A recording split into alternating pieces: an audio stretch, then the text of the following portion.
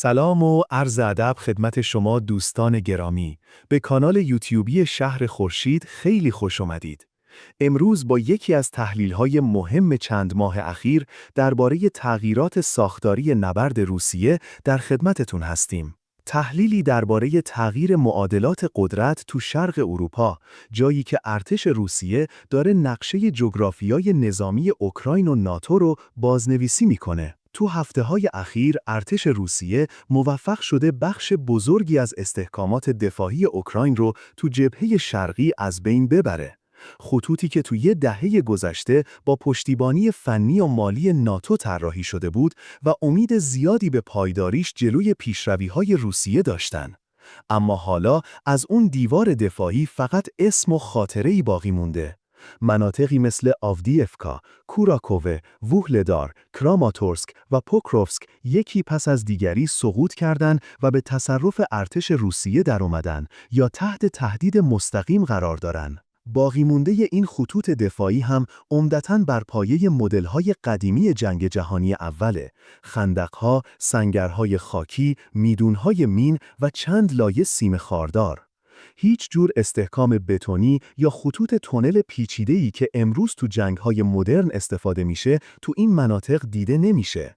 کاملا مشخصه که ساخت این خطوط نه برای مقابله بلند مدت، بلکه فقط برای کند کردن سرعت روس‌ها در نظر گرفته شده بود.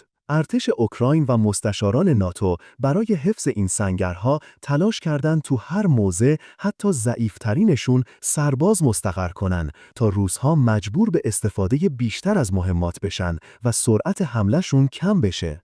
اما این استراتژی بیشتر از این که باعث توقف بشه، باعث فرسودگی نیروهای اوکراینی شده و در واقع به ارتش روسیه فرصت داده که با اجرای یک دکترین جدید بدون تلفات گسترده انسانی به تدریج خط دفاعی دشمن رو از درون خالی کنه. نقطه عطف ماجرا اما تو تحول تاکتیکی روسیه است.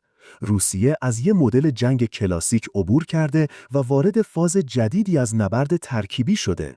استفاده گسترده از پهپادهای انتحاری، پهپادهای شناسایی دقیق، حملات هماهنگی توپخانه‌ای با هدایت پهپادی و ترکیب اینها با جنگ الکترونیک پیشرفته باعث شده قدرت مانور و دفاع اوکراین تا حد زیادی فلج بشه. یکی از کلیدی ترین تحولات استفاده روسیه از پهپادهایی با هدایت فیبر نوریه. پهپادهایی که تحت تأثیر جنگ الکترونیک اوکراین قرار نمیگیرن و با دقت بالایی به هدف میزنن. از طرف دیگه پدافند هوایی روسیه با موفقیت زیادی تو رهگیری موشک‌های هیمارس عمل کرده. مهمات ارسالی از طرف غرب قبل از اصابت به هدف شناسایی و منهدم میشن. در نتیجه سامانه‌هایی که قبلاً به عنوان برگ برنده ناتو تو اوکراین شناخته می‌شدن، حالا یا نابود شدن یا به ابزارهای پرهزینه و کم اثر تبدیل شدن. از طرف دیگه بحران لوجستیکی اوکراین هم کاملاً به چشم میاد. ذخایر تسلیحات دوران شوروی همون سال اول جنگ مصرف شد. تولید داخلی هم به دلیل بمباران زیرساخت‌ها و نبود ظرفیت صنعتی کافی توانایی جبران نداره. کمک‌های نظامی غرب هم حالا نه تنها کم شده، بلکه با اختلافات سیاسی تو آمریکا و اروپا روند ارسال سلاح به شدت کند شده. از جنبه انسانی هم اوضاع بحرانیه.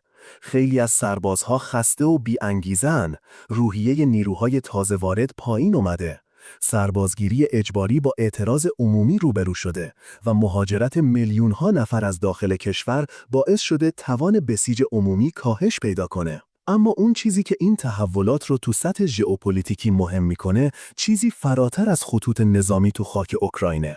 ما شاهد فرو ریختن تدریجی پرستیژ امنیتی ناتو هستیم.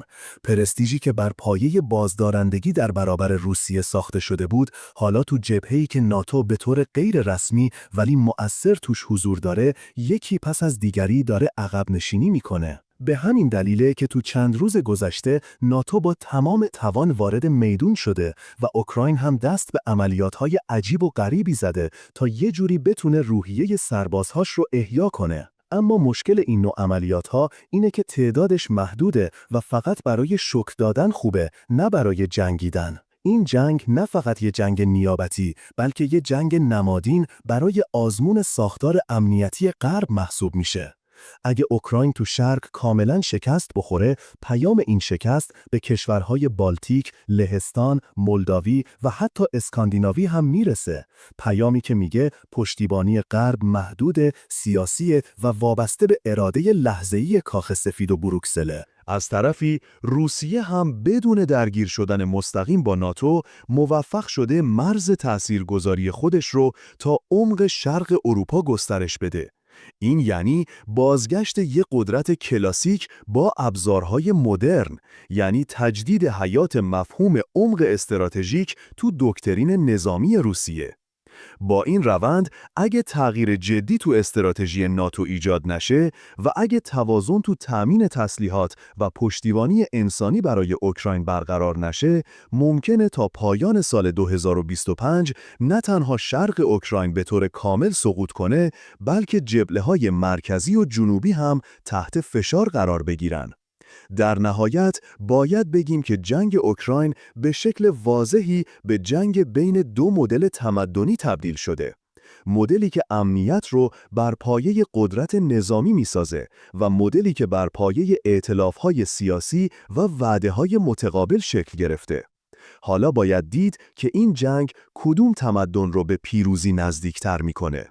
خب خیلی ممنونم که تا پایان این تحلیل همراهمون بودید. اگه براتون مفید بود یادتون نره ویدیو رو لایک کنید و نظرتون رو تو کامنت ها برامون بنویسید. لطفاً چک کنید ببینید هنوز عضو کانال هستید یا نه و اگه نیستید لطفاً کانال رو سابسکرایب کنید. ممنونم از دوستانی که از کانال حمایت میکنن. لینک پیپال تو بخش توضیحات قرار داره. تا تحلیل بعدی، بدرود.